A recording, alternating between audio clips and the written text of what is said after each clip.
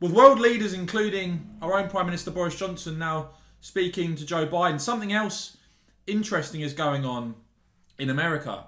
Donald Trump, President Trump, is still claiming wins, predicting wins to come. And key allies are still backing him.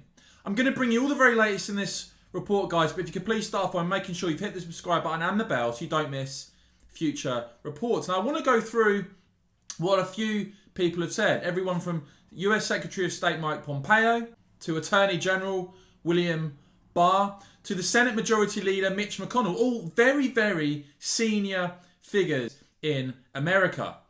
But I just want to start off by looking at what Donald Trump himself is currently saying. "We will win" is the rallying cry from Trump still. He previously predicted that Georgia will be a big presidential win, as it was on the night of the election. He's also said the threshold of identification of ballots is turning out to be even bigger than originally anticipated, and that a very large number of ballots are impacted. Stay tuned. And he tweeted today that when it comes to Wisconsin, we are now preparing to win the state. So Donald Trump is still predicting a number of wins to come. That's what he's saying.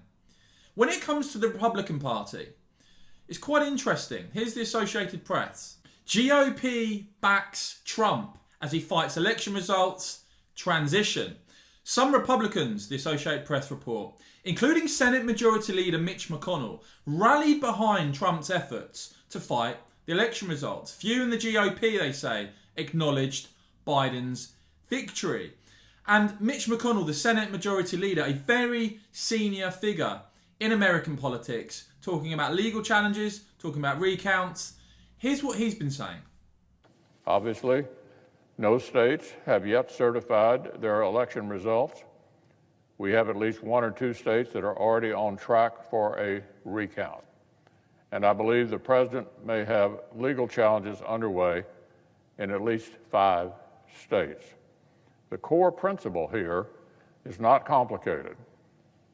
In the United States of America, all legal ballots must be counted. Any illegal ballots must not be counted. The process should be transparent or observable by all sides, and the courts are here to work through concerns. Our institutions are actually built for this. We have the system in place to consider concerns, and President Trump is 100% within his rights to look into allegations of irregularities and weigh his legal options.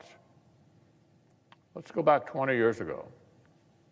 20 years ago, when Florida came down to a very thin margin, we saw Vice President Gore exhaust the legal system and wait to concede until December. More recently, weeks after the media had called President Bush's reelection in 2004, Democrats baselessly disputed Ohio's electors and delayed the process here in Congress. In 2016, election law saw recounts or legal challenges in several states. If any major irregularities occurred this time of a magnitude that would affect the outcome, then every single American should want them to be brought to light.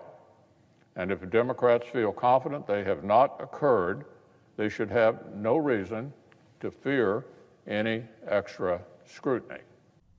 Vice President Mike Pence has also said that he stands with Donald Trump. We must count every legal vote. Meanwhile, US Secretary of State Mike Pompeo even saying there will be a smooth transition to a second Trump administration. Let's see what he had to say. Hi. Is the State Department currently preparing to engage with the Biden transition team? And if not, at what point does a delay hamper a smooth transition or pose a risk to national security? There will be a smooth transition to a second Trump administration. All right, we're ready. The world is watching what's taking place here. We're going to count all the votes. When the process is complete, there'll be electors selected. There's a process. The Constitution lays it out pretty clearly. The world should have every confidence that the transition necessary to make sure that the State Department is functional today, successful today, and successful with the president who's in office on January 20th mid-afternoon will also be successful. I went through a transition on the front, and I've been on the other side of this. I'm very confident that we will do all the things that are necessary to make sure that the government, the United States government, will continue to perform its national security function as we go forward. And as Breitbart report, the Attorney General, William Barr, in a memo on Monday, authorised the Justice Department to look into voting irregularities in the 2020 presidential election.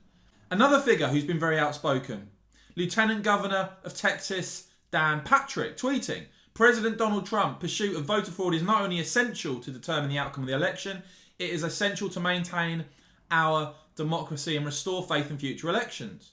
Here's my statement. And in that statement, it's announced that Lieutenant Governor Dan Patrick has announced, starting today, he will pay up to $1 million to incentivise, encourage and reward people to come forward and report voter fraud.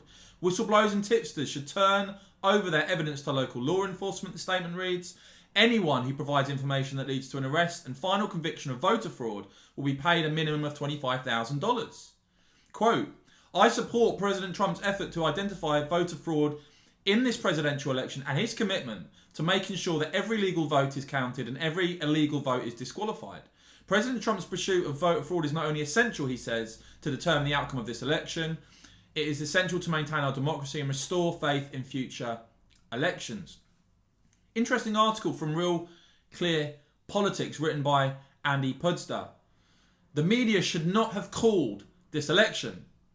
And he writes, under the contentious circumstances of this election, the traditional media's decision to declare a victor before the official process had run its course has diminished the confidence of Trump voters in the announced result.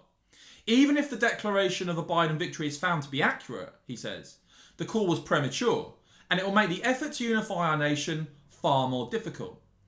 He goes on to say, unity is much less likely, however, when the media simply declares a winner before the matter is resolved. In 2012, he says, the many Republicans felt disappointed when Mitt Romney lost to President Obama. Very few felt cheated. That will not be the case in 2020 if the current president's supporters believe that the media preempted the official process so as to disparage or prevent a full investigation of the president's claims. So that's the latest when it comes to what Trump's saying and what Trump's allies are saying.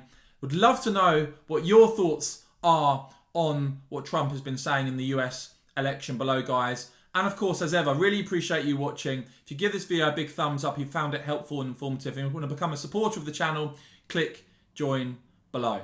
As ever, guys, thanks so much for watching.